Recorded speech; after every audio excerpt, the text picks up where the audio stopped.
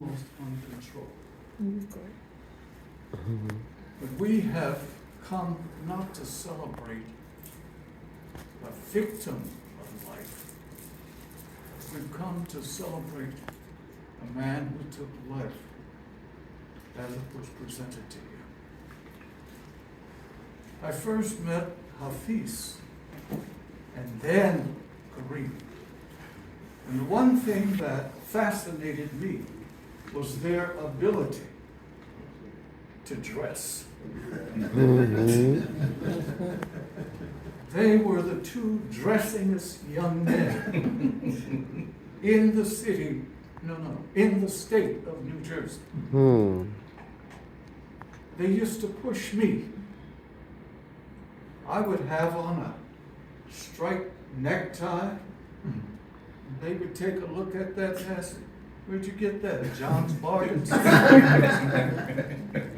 You need to move up a step. So any neckties that I wear today, they are a consequence of Hafiz and Karim Muhammad. I have an arsenal of silk neckties. Some I purchased from Karim, others he gave me. Over 150 handmade silk neckties I've got upstairs in my unit right now. Compliments of Karim. Karim was a person who believed in the theory of Reinhold Niebuhr, a German preacher, who, when questioned as to why he did not involve himself, he said, well, they came for the socialists, and I was not a socialist, so I didn't speak up. He said, then they came for the trade unionists. And I said nothing because I was not a trade unionist. Then they came for this person and for that person. They came for the Jews. And I didn't speak up because I was not a Jew. He said, then they came for me. And there was no one left to speak. Well, Karim would have filled that void. He would have spoken up for the underclass, for those who were in need, for those who wanted to make a difference in their lifestyle. My late wife said to me one day, I heard from Karim. I said, oh? She said, he has invited me out, was it Minneapolis? To speak at one of his affairs. I said, what affair does Karim have? She said he has a program to help those who have been recently released from bondage. And he's bringing in speakers from everywhere. And so she went out. And the next thing she said to me, do you know what Karim gave me? I said, no. For my speaking, he wrote me a check for $7,500, which was my normal fee. I said, well, that sounds like Karim. Follow the money.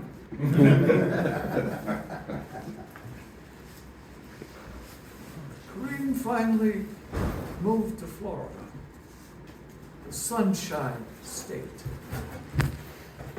And he brought his own realm of sunshine to that state and gave it additional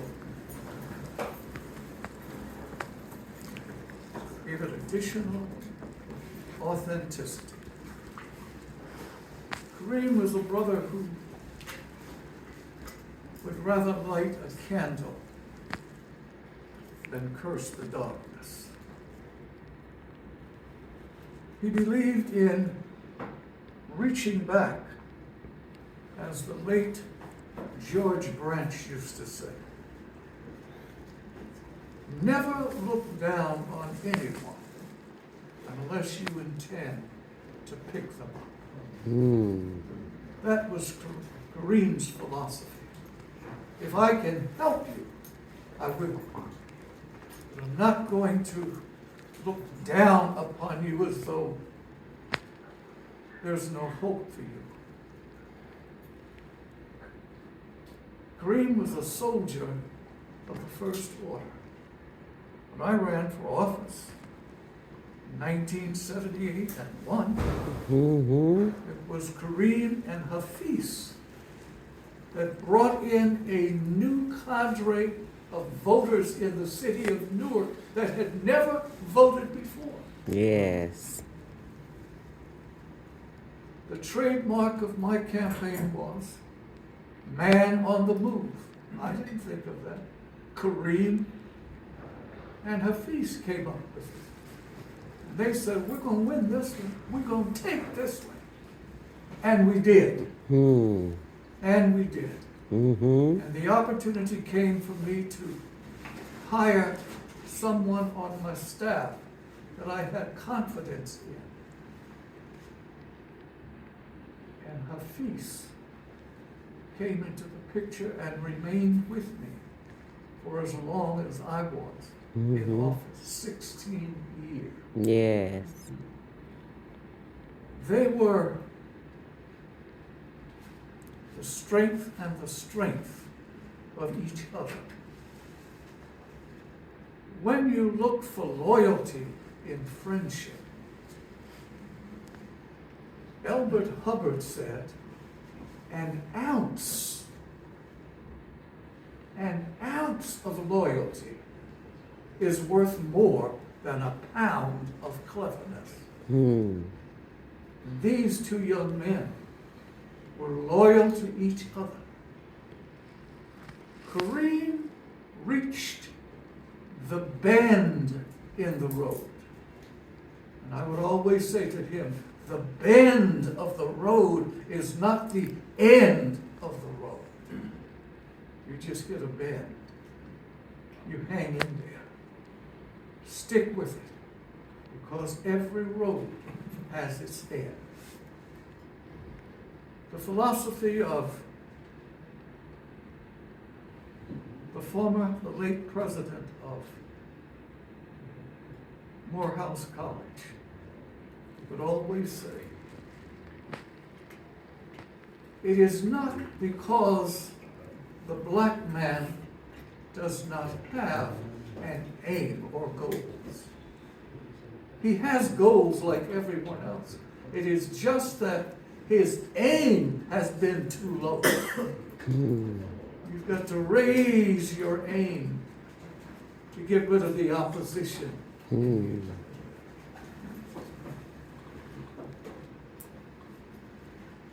Sometimes we look for the enemy, and we don't have to look far. I have met the enemy, and it is us. Sometimes we're our worst enemies. Yes. We do everything to destroy ourselves and each other.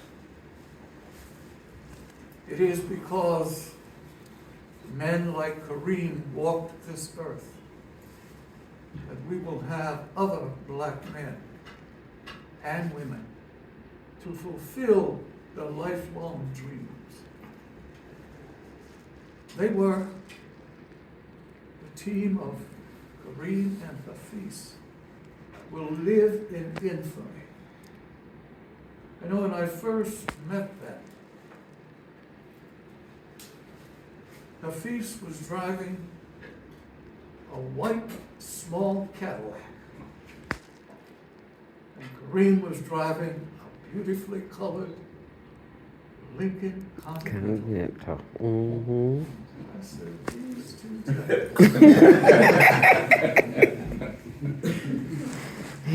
They were always ahead of the group. Always ahead of the group. I'll never forget one day, we had a challenging meeting to make during the campaign. Over on the East Ward, but the western end of the East Ward. And Karim and Hafiz got the brothers together. And they had 30 cars.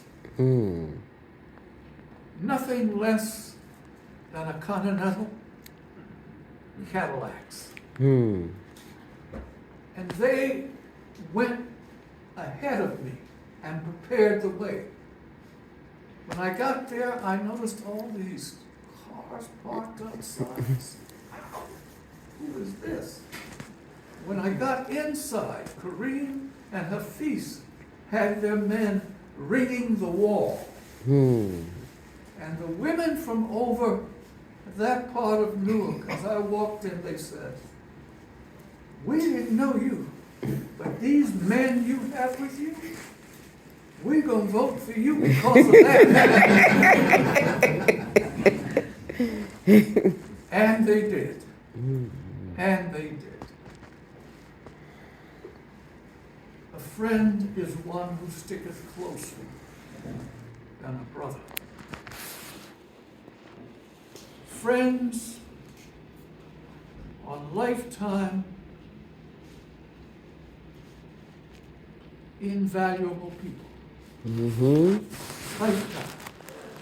And when you find friends who can maintain that friendship over the years and not fall out with each other, that's the kind of friendship and brotherhood we need to teach our grandkids today. Yes.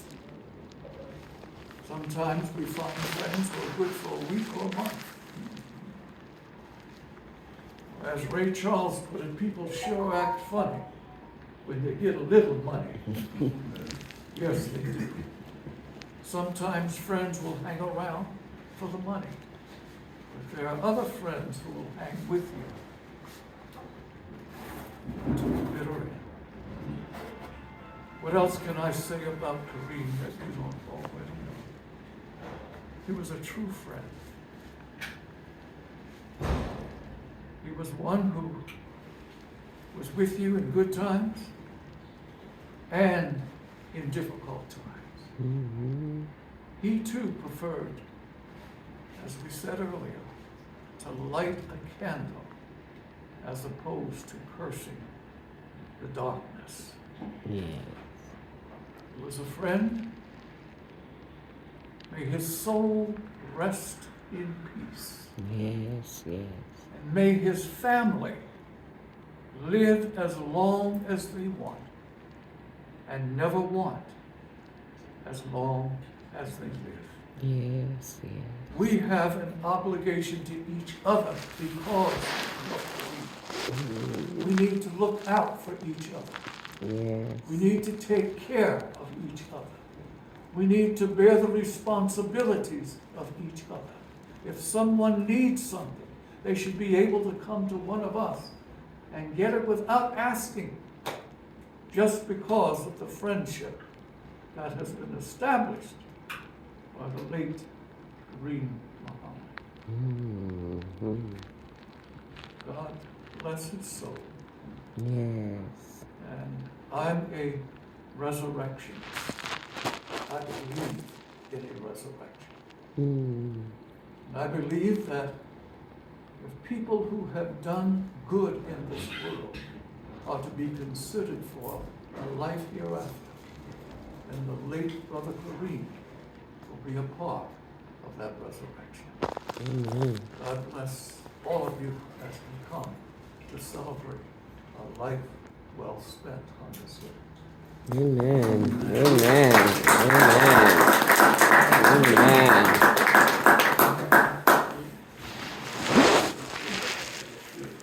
Amen. Yeah, I just want to say to the family, extend my sincere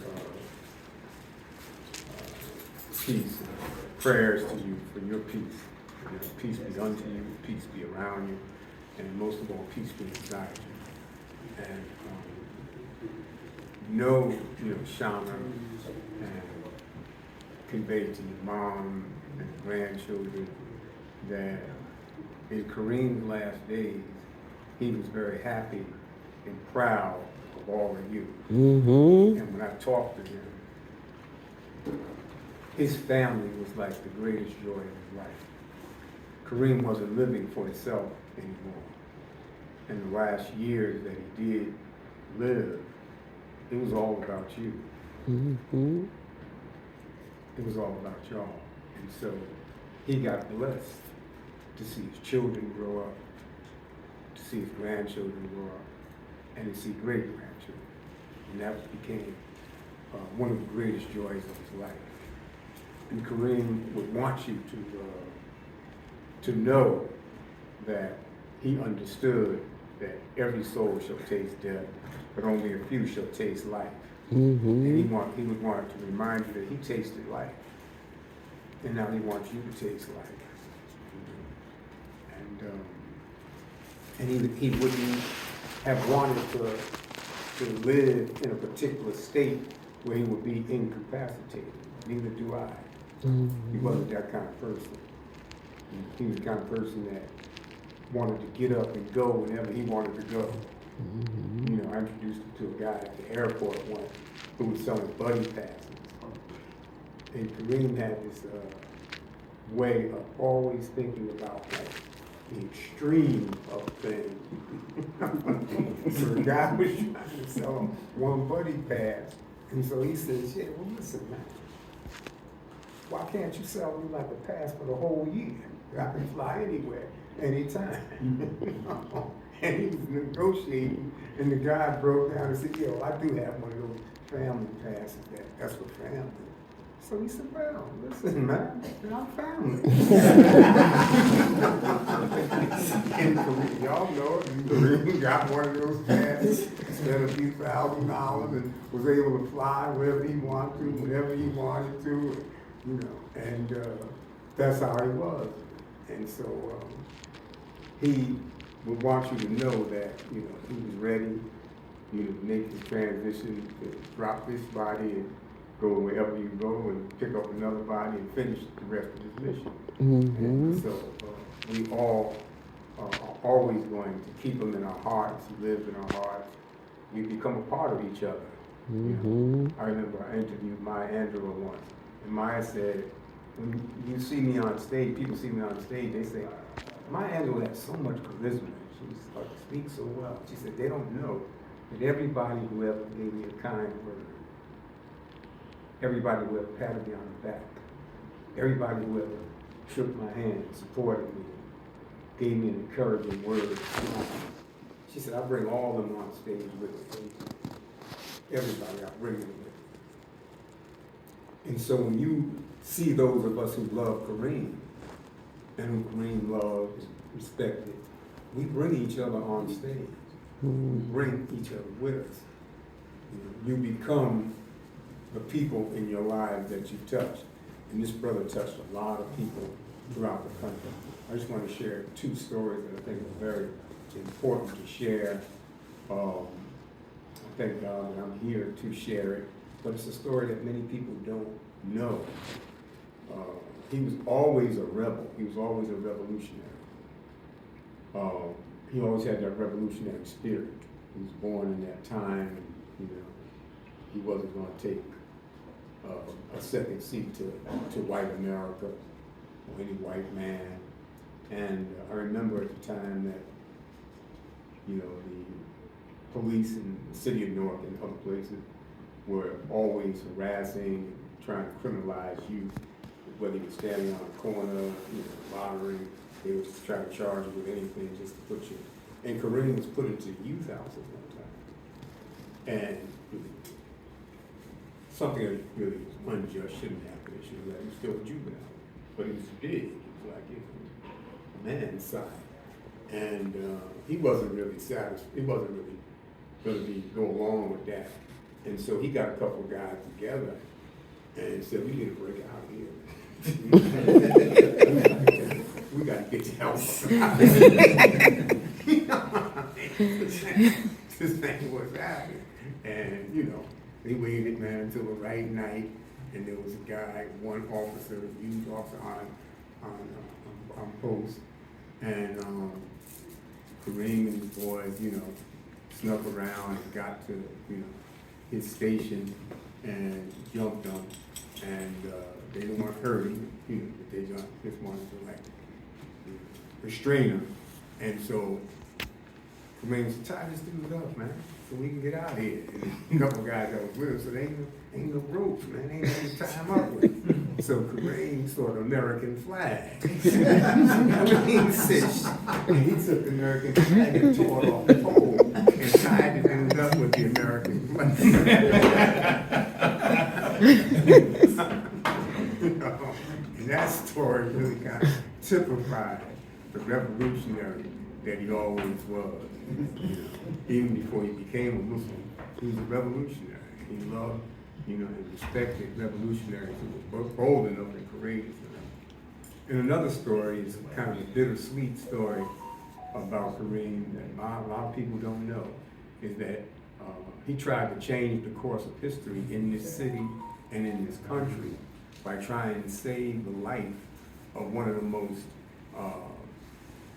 well-known and well-respected ministers in the Nation of Islam. His name was Minister James Shabazz. And those of you who are old enough to have been around, came to the nation or knew of him. He was one of the most powerful ministers in the Nation of Islam and a trusted friend to Elijah Muhammad, the leader of the Nation of Islam. In fact, he had been in prison with Elijah Muhammad, so they became very close. Elijah Muhammad designated this city of Newark, his temple, as his temple, and gave it his number. His number was like 25. And long story short, this minister was targeted to be killed by an offshot group that came out of the Nation of Islam called the New World of Islam. And this group had a plan and a plot, and they were serious. They were serious killers and psychopaths. And their plan was to take over the Nation of Islam, first kill Minister James, because Minister James is one of the strongest ministers and has some of the strongest followers, and Newark was one of the strongest temples. So the plan was to kill Minister James, and then we go from temple to temple. And as I said, these people were serious. It's not just, you know, hyperbole. And so Kareem knew them and knew of them and knew their plans. And he asked me to drive him down. He had already pulled my coat to their plans. He had got some of their lessons. He had been away with them, and he knew what they were up to. He knew what they were about, and he knew they were serious. So he had already warned me, and his warning actually saved my life, because I was actually in a college in Mahwah, New Jersey, called Ramapo. And the person who was designated to kill Minister James was hiding out on that college. His name was James McLaughlin. And this all came out in the trial, where he was the designated shooter, and then they switched up and put another shooter in his place. But when I met him, he was trying to convince me of their teachings, and they were actually teaching that Elijah Muhammad was God in person. And that was their philosophy. That Elijah Muhammad was God, and that his teacher had died, and the leader of this group, the New World, was a reincarnation of Elijah's teacher, Master Farah Muhammad. Crazy as it sounds, they were very serious. And when Minister James found out about them and how they were trying to brew this dissension in the temple, he put them out. At a temple meeting one day, he stood the leader of, his name was Belton, and told him, anybody that wants to go to Belton, leave now, because he's not with the Honorable Elijah Muhammad, and what he's trying to establish is not. And this brother got up, and about 12 people went with him, but they still kind of went underground and came back and infiltrated the Temple 25. So where there was brothers that would always be on guard at the house of the Minister James Shabazz on 7th Street, where Churchman's funeral home is, that parking lot was Minister James' house. And there would always be 2 cars, and there would be brothers in the cars waiting for Mr. James to come home, and they would get out and salute him. And he didn't know always which brother was going to be on, because they would change folks, they would revolve, they would change folks. Kareem asked me to drive him down to the temple one evening, he said he wanted to speak to the captain and tell him about the plan to kill Mr. James. And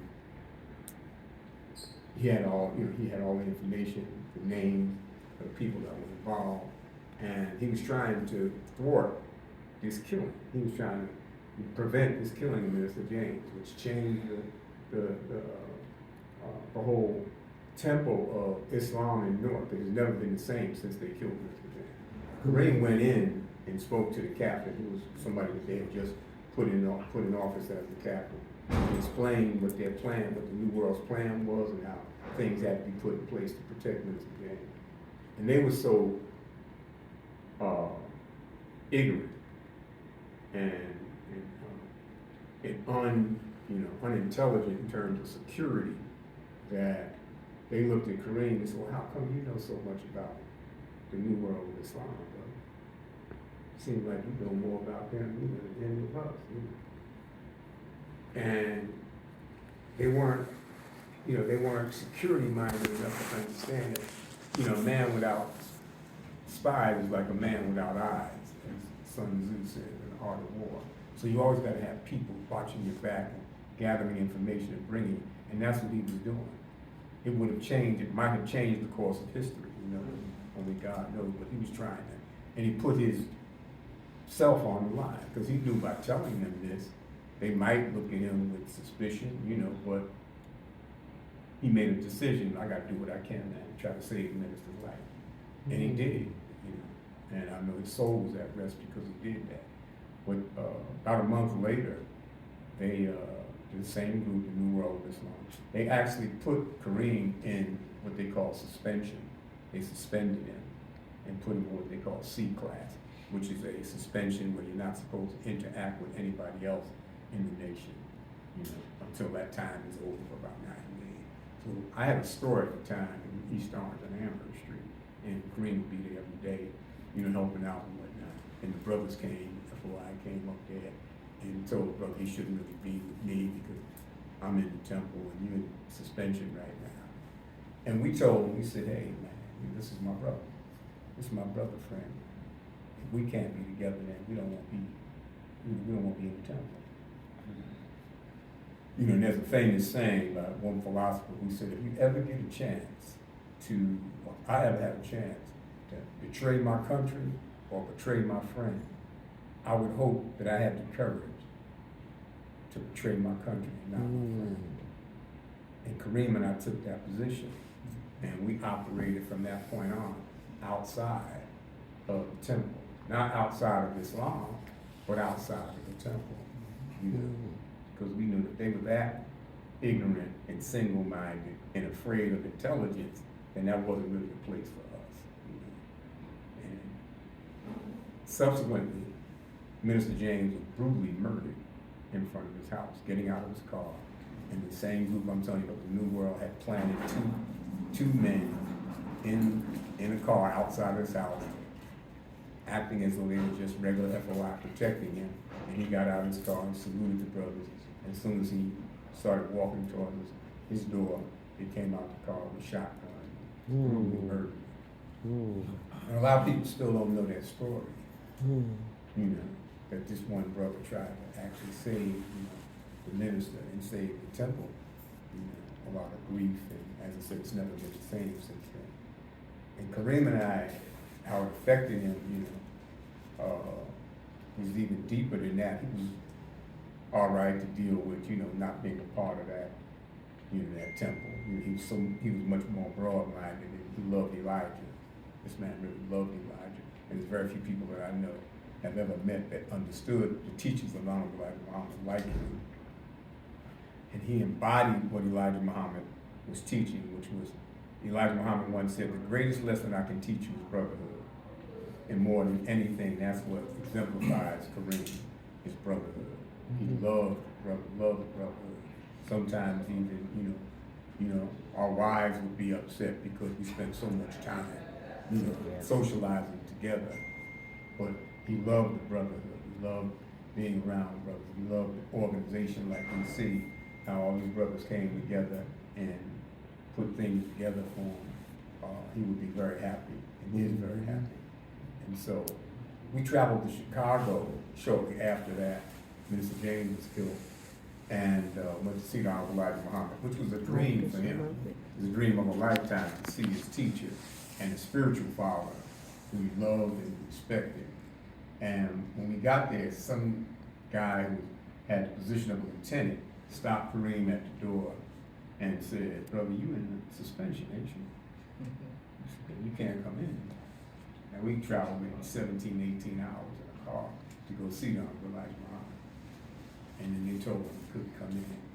And so he had to sit outside in the car for the whole 3 hours for the address.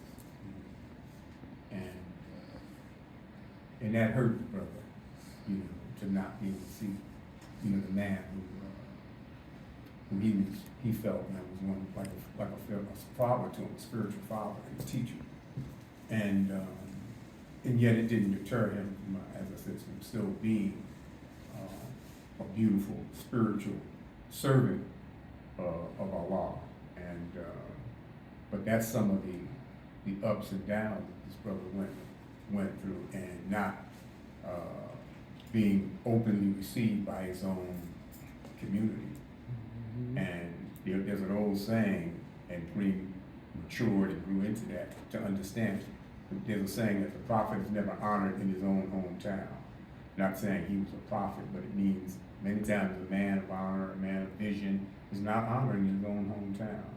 And so he understood that, and he began to accept it, and accept that they were, he used to call them dwarfs, you know, because of small-mindedness, you know, but that's history. If I'm not here, you know, everybody in this room has heard it, and maybe you can pass it down. But I've spoken to many Muslims who never even knew that, because Karim didn't come out and put it out into the street. He didn't publicize it. He didn't talk about it. And he didn't go and try to start his own group aside from Temple 25. And I can tell you that if he wanted to, he could have done that. And so he took it like the man that he was. And but that shows the character, you know, of this brother. These two pictures really convey, you know, the complexities of him. He was sharp, he was fly, he was confident, you know. But then another side of him he's a very spiritual brother, not religious. I don't consider myself a religious person, but I'm a spiritual person, and I try to be. You know, Karim understood that your religion is your everyday life. Don't tell me who you are, show me. And so these are two photos that really, really exemplify who he was. We had him blown up because he was a giant of a man. You know, his name Karim means the bountiful, the generous, the noble, the honorable. His middle name he took was Quahar, and that means the all-prevailing one. These are attributes of God. I mean, God is prevailing, domineering, dominant. He had that kind of dominant personality, but like Dr. Grant said, not to domineer other people, but to domineer the earth and all the obstacles that might come against him. He prevailed over all the traps that were set before him. You know, and became an incredible servant of the people. You know, most of us know when he went out to Minnesota, you know, he did work out there that, you know, should be heralded, you know, throughout the country. He should be given accolades for the work that he did in starting from scratch an organization called Aftercare, treating people who came out of rehab, out of prison for drugs, you know, alcohol, or whatever, and wound up, you know, buying a whole city block out there in Minnesota, and went to a place where he was actually received more lovingly, more hospitality than he was in his own hometown. He made an incredible mark that people are still benefiting from. And so, Karim, Quahar are names that really exemplify him, and Muhammad means praiseworthy and worthy of praise. And he is a brother that is worthy of all that. So I'd like to share something that I had written some time ago, and I shared it with him, You're good. and he was very pleased with it. And but like I always said, Karim was like, "What's the bigger picture?" So I went and read it to him. He said, "Yeah, man, you gotta write my book." So he wanted me to write a whole book about it. So I said, "All right, man, we get it together." But this is something I call and I read this at his service, to try to like share what he meant to me and meant to so many other people, and try to explain him and interpret him, because they say in the life of a person, the thing that a person wants most is to be remembered in his reality, for people to realize who and what he really was. And that's what we're doing here. That's why we call it gathering, to remember and honor. To means to connect, member means a part of us. He's a part of us. He's a member of us. And we're reconnecting with him. And so as we honor the brother, we are pleasing to him, because he said to me before he made his transition, make sure you tell him who I was. Because many times we love somebody, we respect somebody, but we really don't know them. We don't know them in their darkest moments. We don't know, we know the story, we know the glory, but we don't know the story. And he asked me to do that, and I thank God that I'm here and have the strength and presence of mind to do it. In the hood, there's always a brother who just seems to be ahead of the pack. Not just faster, hipper, cooler, flyer than everybody else. And that was Butch. He was a true innovator, creator of the latest handshake, the newest slang of the day that sometimes included words that weren't even in the English language. We later called them Karimisms and stored them in the book of our minds. He was a music man. He had the mind of a jazz man, but his soul had been shaped by the blues. If he had been a singer, he would have been a cross between Curtis, Mayfield, Marvin Gaye, and Smokey Robinson. From the time he was a teenager, dressing was an art for him, a way of boldly expressing his own unmatched and unique style. He didn't follow trends, he created them. He believed, like the great designer Coco Chanel once said, "I don't do fashion, I am fashion." Having the flyest gear in town wasn't everything for him. It was the only thing. It wasn't just the clothes, but the totally unique and original way of wearing them, the way he walked, the way he talked. But the clothes were just a costume. He was the star.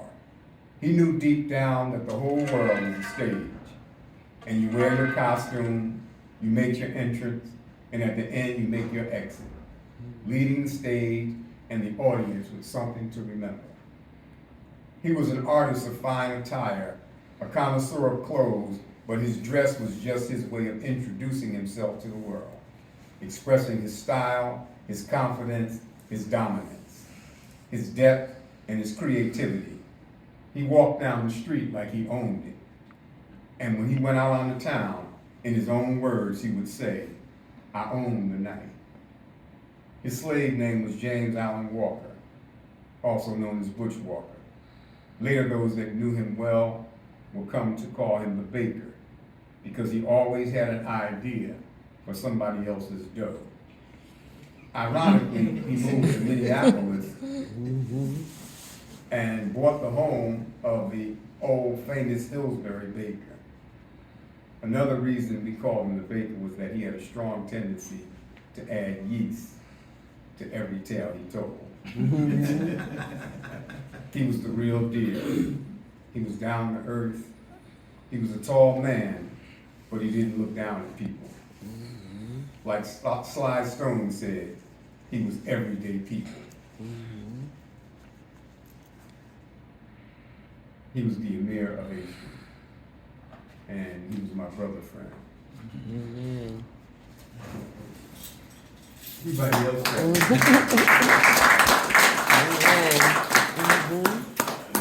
Anybody else would have anything that they'd like to share? Karim's story? Feel free to chime in. That's why, as I said, that's why. I'd like to co-sign everything Hafiz said, because I can do it from here. Yeah. Because some things he spoke to me about, but we are a family that hold things close to the chest. So everything Hafiz said, I've heard glimpses of it. So I know the truth and validity of it. You know, to such a degree that there was always times when I said, what can I do with my brother? But I was afraid of his ingenuity because he had an uncanny way of dissecting this society we live in and finding a way to manipulate, like you said, to get around the snares and the traps. You know, I didn't want to tell him about 100,000 because he gonna ask for $500,000. You know, because he just had a way. It would just come to him naturally. You know, things that, you know, he wasn't the type we were taught to get an education, go to school, get a job. You know, but a job don't take you nowhere. You know, you gotta create work. And that was his ability to create something, to create work. And I'm sorry for my voice, but it's taking me back. It's taking me back because, you know, I was envious of Hafiz because he spent more time with my brother than I did. Yes. You know, when, especially as we became young adults, because I was going this way and he was going that way, and I couldn't be a soldier like Hafiz, man. I got my own thing to do, you know. But you put the two of them together, it was on. You know, it was on. You know, I come home, I'm just waiting to see what they gonna throw, you know, what they gonna show up. You know. And another story just to throw in there is I remember them assisting Brother Ralph with that election and all. I've heard pieces of this. But I've seen situations of how they could create a faithful soldier. I've seen brothers with little or nothing may come out of incarceration. But if he was a part of these two brothers, within 2 days, you don't know where he been. Because he might be riding a Lincoln and sent down to downtown to get a wardrobe. You know, this is the way they work. You know, ain't no doubt about it, this is the way they work. And when you do that for a brother, you got a soldier. That's why they could increase their boundary. And one thing I was somewhat happy about was I feared for my brother in Newark. So when he made the decision to stay out in the Midwest, I missed him, but I was glad he made that decision. Because if he had to come back to this environment, the way he would have attacked it, I just felt like he would have been too much to handle. And it would have been dangerous, you know. It's almost like first time I saw my father cry was when my brother was incarcerated. And the judge actually looked up and said, "You know why I'm doing this? Because you too smart for this environment." What a judge doing saying that. Yes. Judge actually said, "You too smart for us." And I knew what it was. And that fear, that fear of the strength that was within you, And like I said, I feared for it because I knew that, just the way his mind operated, he could maneuver through this system in any kind of way, his chosen way, and that was about it. But yeah, we lost a good soul. Yes. We lost a masterful soul.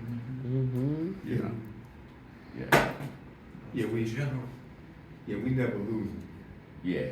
He's Just part transition. Of, he's a part of you. Just he's part transition. Of me.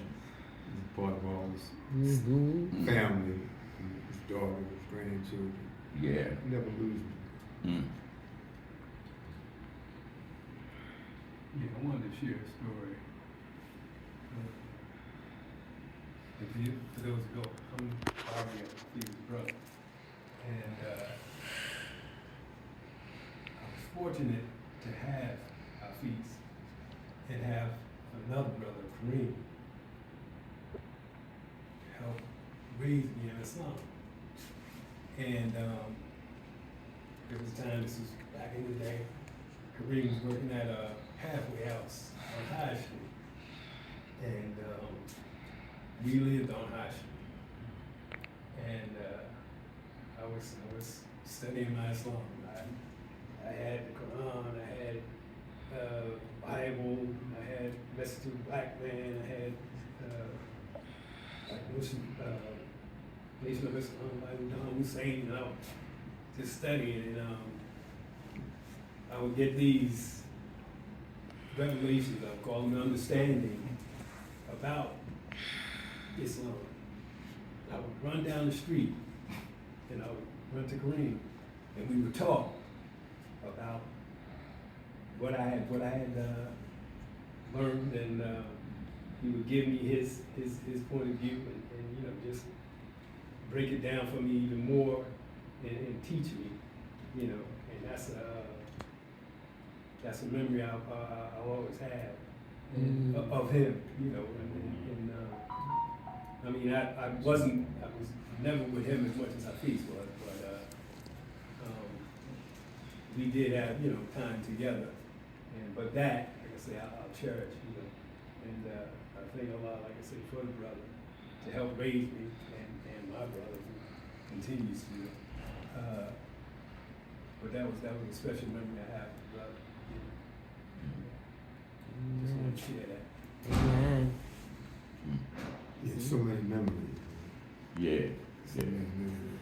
I just want to share something. Good afternoon, everybody. Good afternoon. My name is Brother Ali. Assalamu alaikum. When I first encountered Hafiz and Kareem, I don't even know if Hafiz may not remember this, is my family had one of the biggest service stations, gas stations in the state of New Jersey. It was on the corner of Prospect and Wham. It was called the Mobile Station there. And I remember these two brothers used to come in all the time. And they always had nice cars, and they always were sharp. But the main thing that I remembered about them was their demeanor. They were like always pleasant. They treated you like a brother, and they both had nice smiles. You know what I'm saying? So sometimes I'm like, where these guys getting all these nice cars from? Like, they were a little older than me. They were young, but it was always sharp. But the main thing that I picked up on them was their personalities.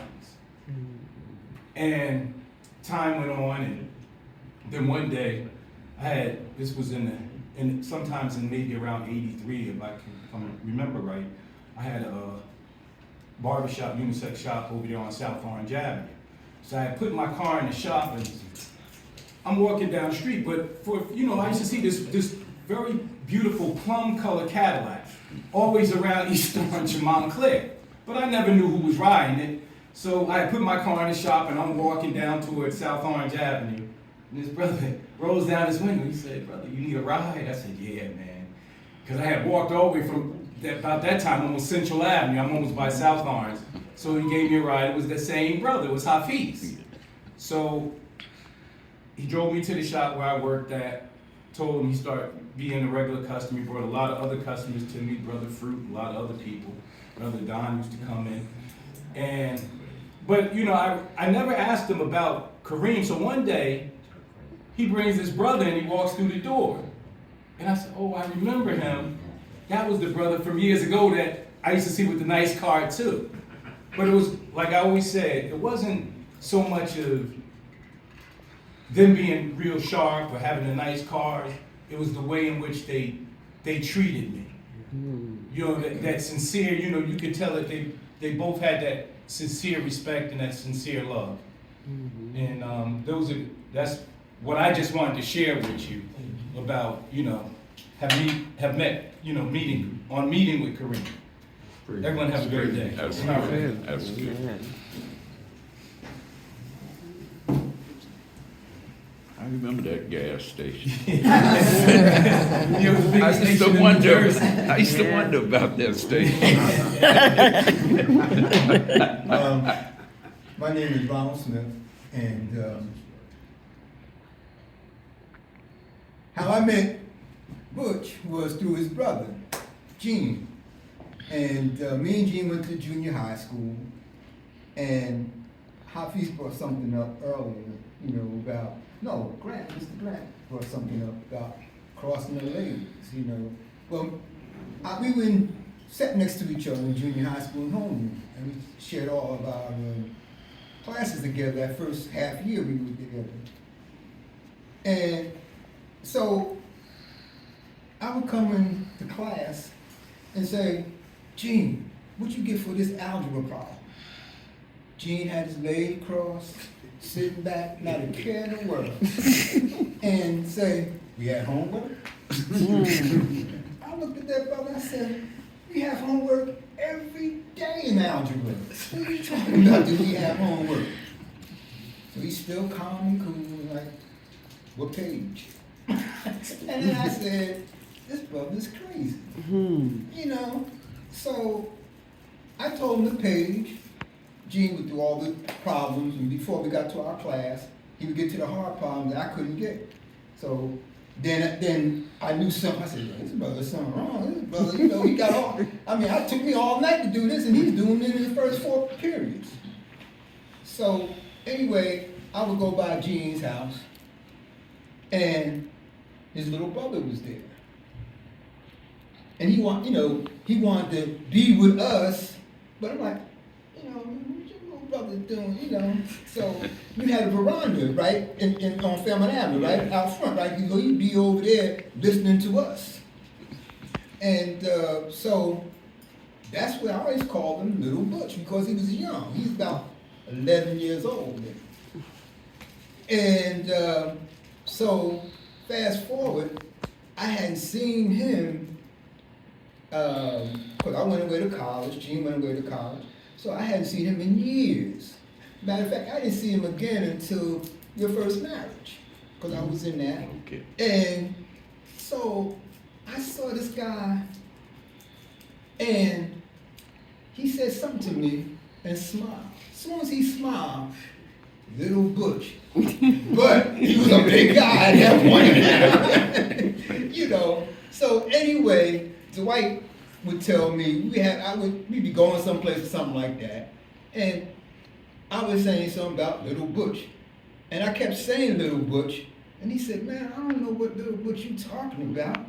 He was the man at Barrington." I said, "Really?" And so I said, I couldn't imagine him from the time that I first knew him. So afterwards, it was, you know, and I've heard of the name Butch Walker before, but in our neighborhood and in everybody's neighborhood, everybody had a Butch.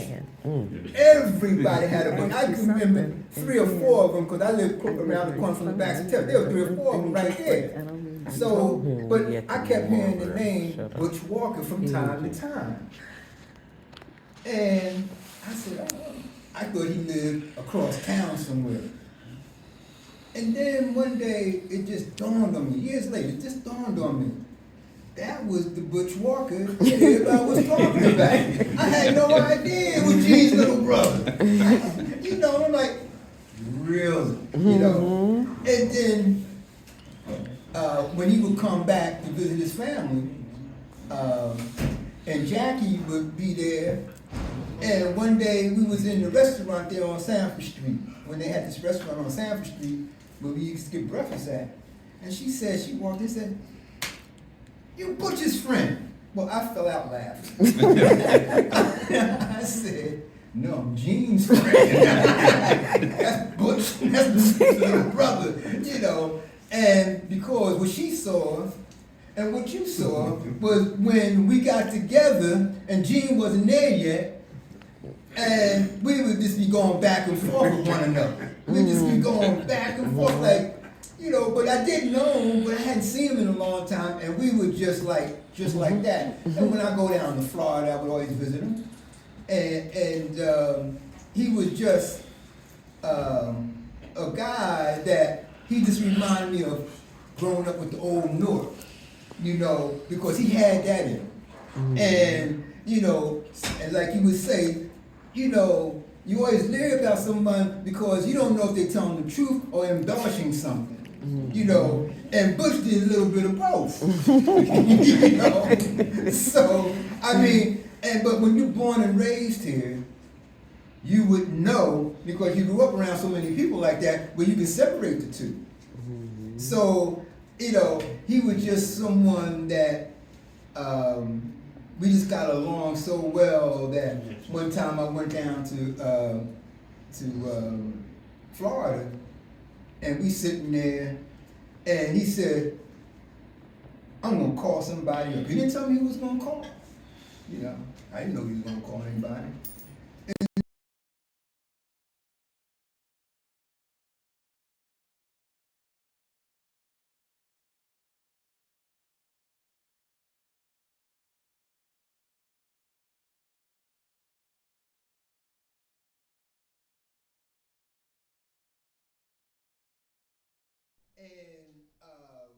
He was such a nice person. Now, what people are saying here, I really didn't know him during those times. You know, I just knew him from when he was little, and then when he had gotten much older. You know, but pleasant guy, pleasant family. Okay, that was the whole thing. A pleasant family, and they just took me in all the time that they had something I was always invited to, and I always enjoyed the family. Everyone, even Pinky, of course. Pinky came into. I was teaching at East Orange High School, and about 3 little girls came into my class. You know, during changing of the classes, and she said, "You know Gene Walker?" I said, "Yeah." "That's my brother," and ran out of the class, you know. And I knew Gene had younger siblings other than Butch, but I really only knew Butch. I didn't know any other one.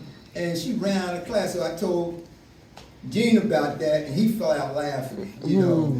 And then Clyde was still he was in school when I was still teaching at that point.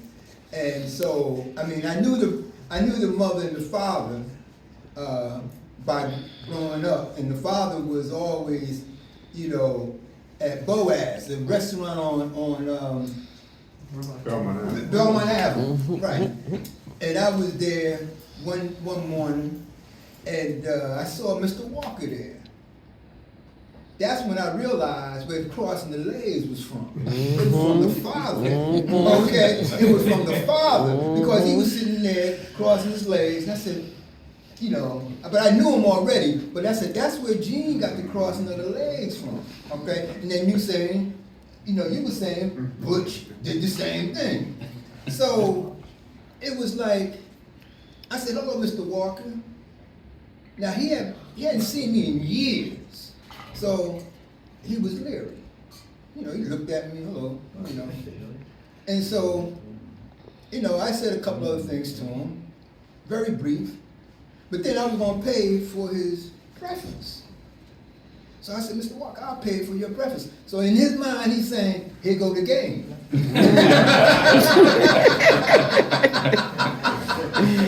Here go the game, all right? But he ain't gonna play it on me, you know. So he said, no, no, no. I said, no, Mr. Walker, you know. He said, nah. I said, okay, you know. So,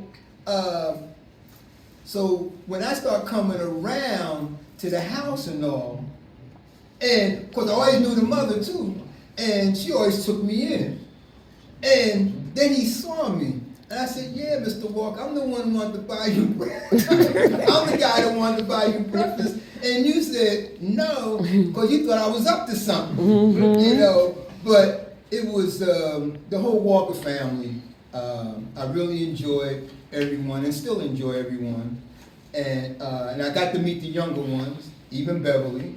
And I just wanted to share the things about Karim, but also the family, about how, you know, once we started seeing one another, it was like it was always on. To the point where Jackie thought me and Butch was, you know, we were the two friends. You know, I said, no, this is Gene. You know, and I just knew him when I was, you know, when he was much younger. You know, and it was always a pleasant. And I used to call him when he was in Florida, and you know, and talk to him even when he had gotten sick a little bit, you know, because I picked him up a couple of times from the dialysis when he was down there, you know. So I just wanted to share those things and, you know, just say, you know, everything about something about the family and Butch, because he was a lot of fun. He was a lot of fun. I'm back because every time I would see you two together, man, he would start hiking. Like, he would say, like, to me, this is Ron. And Ron had the shrimp for one time, but he let it go, man. Ron's supposed to be a millionaire. You know, he called the shrimp for He's going to be a teacher. He took you to the next level. Yeah, that's Ron. And these two guys would just go back. I got something to say. Now, Ron brought up memories. Now, when I found out you was my brother's friend, I said, oh man, he's my teacher. You know, so I had to do what I had to do. So, yeah, that's my brother. You know, but Karim Butch taught me a lot. And I saw a lot, man, y'all was, I called y'all super fly. When they used to come in with the music like we was playing earlier, I used to wait till they leave and go in there and listen to the music like I'm with them. You know, G was away in the service, but y'all was doing North, you know. So Karim helped me write my letter. Back then you had to write a letter, right. You know, and he helped me write my letter. I said, I'm gonna follow my brother, you know. And then I saw all these good looking men, and he wouldn't let me talk to them. No, they already talking to my sister. With these Cadillacs and all that, you know, that's the ideal thing. He said, he ain't talking to nothing. You know, I said, man. So I had to sit back, and then I looked at the knowledge, you know. Even when he went away, I was there every week with his wife. I was there. And then I saw, when y'all did the stores, and then Jean did the hollows with my mom, and I saw the progress y'all was doing, and that taught me, you know, to give back. You know, I had a little incident out there in the world, but I brought myself back with the knowledge I learned with you guys.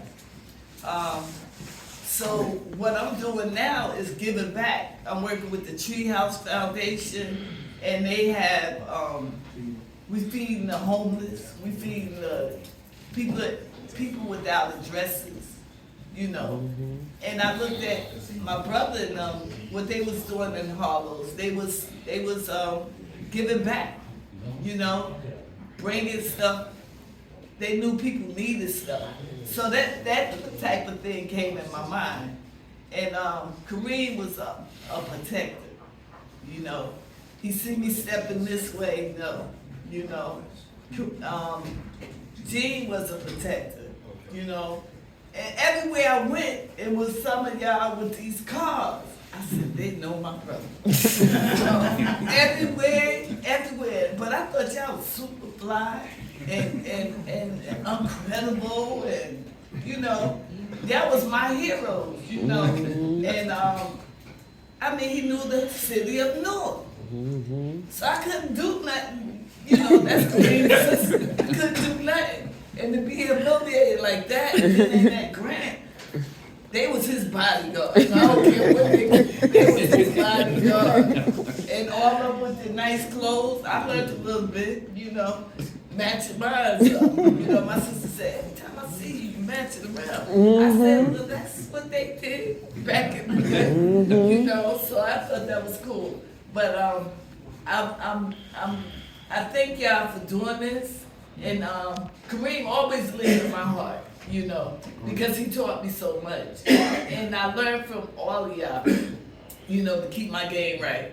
And to have respect, like my brother showed me, you know, in choosing who I need to be with, you know, for us, man. But this is awesome. You know, this is awesome. And I thank everybody for being here. Amen. Yes. You know, my little story is kind of short, but what I remember about Karim, like we went to school together. You know, he was character. He was true character. But one thing about him is that when he befriended you, he was a friend. And you know, like his like I that picture, you know, that's the Kareem I know that smiled. You know, he always smiled. And but to me, I think one thing that made me kind of more gravitate to him is because he was like an old soul. Because like when you know when Kareem had left, you know, and when he came back to town, every time I saw him when he came back to town, he was sitting up around your mother. And to me, you know, that speaks volume. He was just, you know, I mean, it was real, you know, a real good dude, you know, and you know, he just, you know, like I said, he befriended you, and he just had that real slick walk. And you know, like when, you know, me and Hafisa talked about it earlier, how, you know, in school, you know, like this group from like North Newark was going, you know, jump with H Street boys, you know. And you know, everybody's, you know, we stand outside of school, and you know, I'm like, cause I lived by the Baxter Terrace, so I was safe. You know what I mean? So, you know, I'm standing out there, and all of a sudden, you know, they like, well, where these H Street boys? Where these H Street boys? Who come busting out the door with his smooth, slick walk? Here come Butch. He just stood out there, you know, nobody bothered Butch, you know, because, you know, and like when people talk about him, you know, it's like, with all the stuff he was in, I don't know nobody in this town that had a bad word to say about him.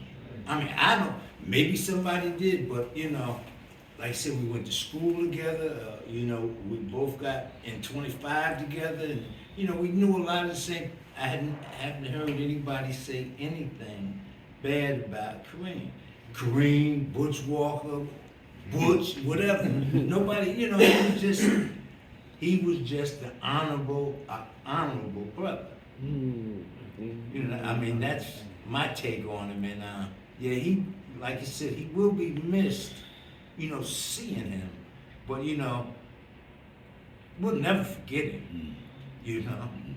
He just, you know, I think he's gonna be a part of us for life. Yeah, I want to say something about, you know, there's been a lot of talk about the cars, and, you know, and sometimes that can make people think that he was like the guy that really was, you know, obsessed with cars or worshiped cars. But, you know, Rafiq can attest to this if he's still here. Kareem and I, you know, our brotherhood was so strong that, you know, we would share everything, man. You know, like, it goes back to like ice pops, the twin pops, man. Yeah, one, man, you break it in the park and one. Yeah. And so, in terms of cars, I had got a car first, a Lincoln Continental. And I was working during the daytime, and Kareem was working, again, social service at Victory House, I think, and dealing with young juveniles and whatnot, and he was working at night. And so, we came to an agreement that, listen, man, let me hold a ride, you know, while you working during the day, man. It ain't doing nothing but sit. Yeah, it makes sense. Then I can make some run. Then I'll come get you, and then, you know, you drop me off at